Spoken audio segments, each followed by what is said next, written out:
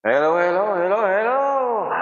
Magandang tanghali po sa inyo, Bolay. Ito po'y nagbabalik, Secret MTV. Don't forget to subscribe and follow sa Facebook page, Secret MTV. Magandang tanghali, Luzon, Visayas at Mindanao. Sa ating mga bayani, sa iba-ibang lugar sa buong mundo.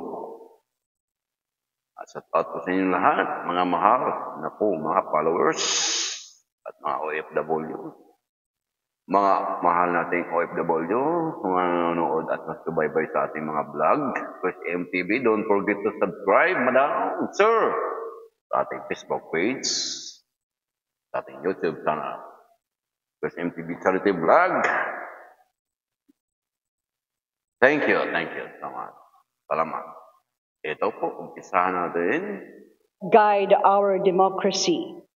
Keep us ever mindful of the impact our actions have on the lives of those we represent. Bless this august body with unity, Father God, that we may work together for the common good and lead us toward solutions that promote peace, prosperity, and justice for every citizen. We ask for your protection over this nation, Lord, and for your hand to guide us in the pursuit of truth and righteousness. In the mighty name of Jesus Christ, our Savior and our Redeemer. Amen. In the name of the Father, and of the Son, and of the Secretary Generals hereby directed to roll the call of members. Roll call of members, honorable representatives.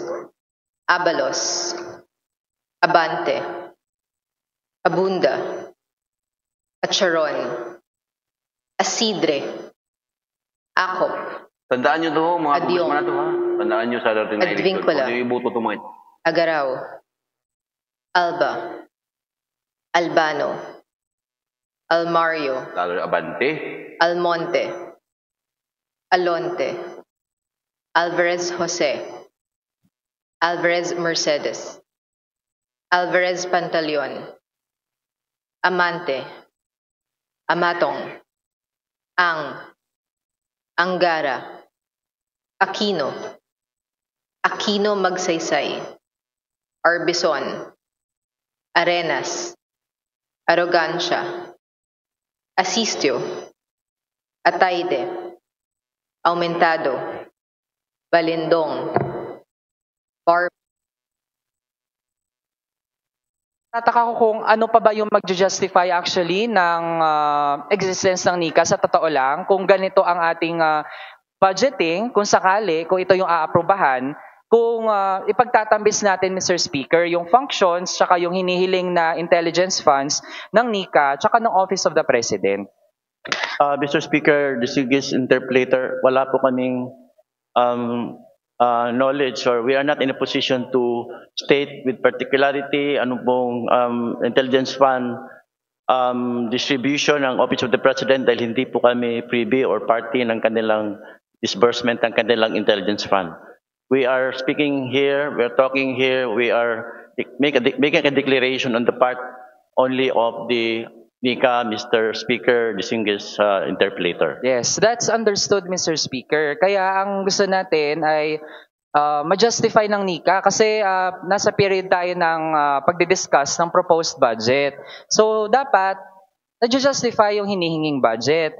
Pero Mr. Speaker, ayun nga, napakita natin na ang pondo ng NICA ginagamit sa mga masasamang layunin. Tapos, ay nandyan at actually ay nabigyan natin ng fast lane yung sa Office of the President na nangihingi ng confidential and intelligence funds. Kasi kung yun yung hindi natin masyadong i-discuss, tapos hayaan natin, edi actually ang kawawat po dito yung NICA, ganyan. Kasi nga redundant, tapos hindi ginagamit sa tama yung intelligence funds, Mr. Speaker. In fact, while pwedeng sabihin ng NICA na may ginagawa siya against terrorism, to track terrorism, tayo din naman, Mr. Speaker, yung mga as by definition talaga yung mga terrorist groups, ayaw din naman talaga natin doon. Kaisa tayo doon. Yung pag-monitor sa activities ng mga criminal syndicates galing China o ibang bansa. Kung dyan nagagamit, okay tayo doon, Mr. Speaker. Pero as it seems, ay hindi fully na nagagampanan ng NICA yung kanyang mandato as expected by the Filipino people. Tapos, yun nga, ngayon, nasa point tayo, sinimulan to ng Duterte admin, nagpapatuloy ngayon na hindi na talaga nagja-jive na meron tayong actually dalawang ahensya, yung OP tsaka yung NICA, na actually blurry na po sa atin, Sir Speaker. Ano ba talaga yung magkakapuntahan nitong intelligence fund na ito? Sir Speaker, distinguished interpolator, hindi lang po ang NICA ay concerned sa kanyang mandate to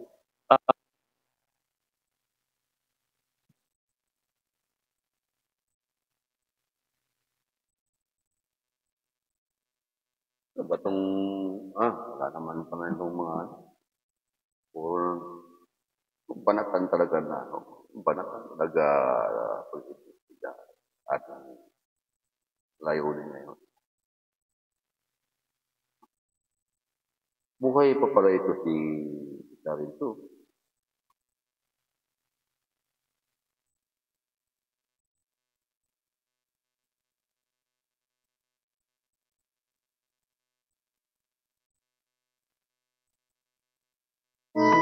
Good day for a date.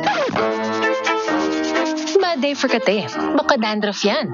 Mag-new Head and Shoulders every day. So you're up to 100% dandruff-free every day. Head and Shoulders. You have one day. Don't give me that. Don't give me shit then, pare. Pag lugar mo, ilang beses ka nakiusap sa akin eh. Huwag mo ako sigawan. Ilang beses ka rin nakiusap pa. Hanggang doon na. Nag-abroad ka pa eh. Anong gusto mo? Anong gusto mo? Sakin na, gusto mo?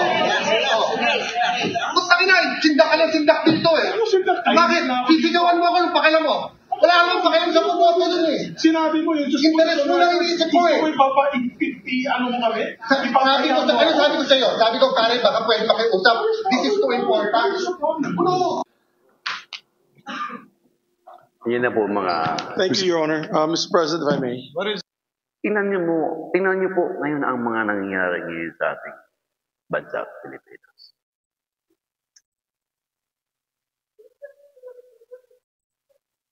Mga bangag na lahat.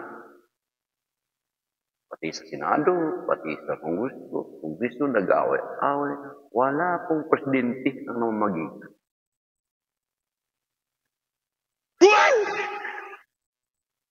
Wala po. Parang wala po talagang silbi ang mga namumuno ngayon sa mga head. Speaker, Tambaroslos, President Kuting, ay mga ano ba? No? Yung sinasabi ng bagan. Wala po.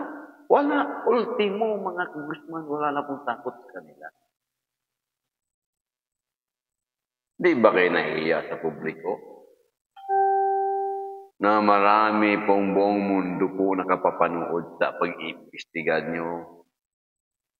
Tapos ipapakita nyo sa mga bata na kayo mismo nag-away-away dahil hindi na po yung ginagalang ang Kongreso at Speaker.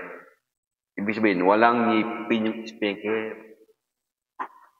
Talagang hindi po talaga sila nag-iisip para sa gabay ng Pilipino. Talagang sila po nag-away. Hindi natin alam ang mga dahilan. Ano ba yan? Kulang ba sa hatian o what? Yeah! Ay, nako. Nako talaga na.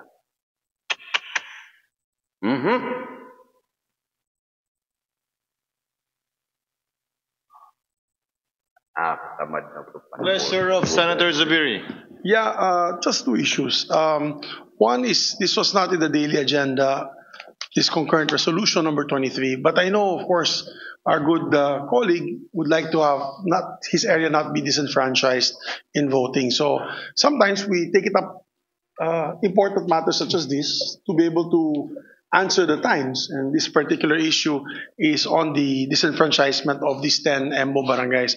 However, Your Honor, I'm trying to get in touch with our colleague who is from Makati, and I do not know, does this have any implication to Senator Binay's I can say, Dapat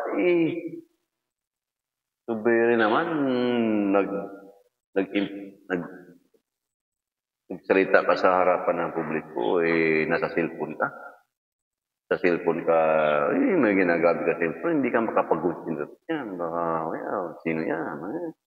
For the record, Mr. President, it has nothing to do with Makati anymore. Because all of these barangays are now under Taguig, being administered by... Alisin yung cellphone niya, kasi pwede yung magtitik yung kaibigan. Pare-pare, ito yung sabihin mo. Pare-pare, ito yung dapat alisin yung mga cellphone na yan sa harapan ng publiko pag mayroong mga investigasyon. Ano? by Taguig, and the problem is they'll not be able to vote for any... May ask for just a 1 minute suspension, Mr. Collins. 1 minute suspension lang, Mr. President. Session is suspended. Before that, am I correct that the former Senate President wants to move that we suspend the consideration of this concurrent resolution and discuss it tomorrow? If yes, then may I make a... Yeah, Mr. President, my question, first of all, I don't know anything about this bill. Nothing. It just came out of the air. So this is a Senate concurrent resolution. This is not a simple resolution. And I was a majority leader, like you've been also a minority leader, I believe, a majority leader. And the concurrent resolution has a force of, before the Supreme Court came out with the decision that it does not have a force of law, but it used to have a force of law. So ang question ko lang dyan, Mr. President, is, with due respect to him, I know it's a local issue. I know it's a local issue, and it's important to you guys. And I don't want to disenfranchise anyone. Ang akin lang sana, explain sana sa amin ano itong pag-usapan natin. Yun lang. And I asked a colleague who represents particularly before these 10 EMBO barangays, I asked her, and she also doesn't know what's going on. Due courtesy lang ba? Sort of some respect and due courtesy. Yun lang akin, Mr. President. I have, again, if I raised my voice, it's because, it didn't have to go that way, and I apologize if I raised my voice. Okay? Ang akin dyan, if it will help you, maybe we can pass this, we can take it up tomorrow. Ang akin lang naman dyan is nabigla ako, dahil nasa taas nga ako, ano lang tayo, in the midnight hour, we're passing measure. But we have another, explain lang sa amin. And this is a concurrent resolution, and by virtue of the Supreme Court decision, is no different from an ordinary resolution. Hence, it does not have to go through 3 separate readings on 3 separate days. Walang pwedeng bumoto. This is a 5-page resolution. Very easy reading. I'm ready now to answer any of his questions or questions ni Senator Binay. If he apologizes for raising his voice, me too. I mean, I know it's still emotional for him. That's why ilang beses na nagsisigawan dito, never ko siya in-approach, never ko siya kinontra. Nakaupo lang ako dyan sa harap, or dito, or dun sa tabi ni Senator Tulfo. Tumatabi-tabi lang po ako. But that's why I humbly came to him kanina while he was on the phone with Senator Binay and said, can I explain this to you? Pwede ko ba i-explain sa'yo? Kung may question, so let's not come here and say na, hindi, bukas na to. Epekto nito, wala rin sa kandidato naming congressman. Because with or without this resolution, yung other critical tomorrow, you can move to recall it. And the other members will be here. Oh. Kung may mangyari tomorrow for one reason or the other at hindi ito mapasa, how do we answer our constituents? Constituents, binoto rin naman tayo nung kanya-kanya nating lugar Di ba? So maybe that would be acceptable to him, that we pass it. If they see something wrong, tell me. Ako mismo mag-move to reconsider, then we will discuss it. Nandito naman siya. Any member who's here and voted for it can move for the reconsideration. may I ask for a minute suspension, Mr. President? Session is suspended. Senator Zubiri is recognized. Yeah, thank you, Mr. President. After deliberating, So ayun guys, kagigising ko lang. Medyo halata naman sa aurahan ko for today's video. Ay, mga Sana guys. naman may nag-good morning na sa inyo. Ay, po ang ating wala pa din.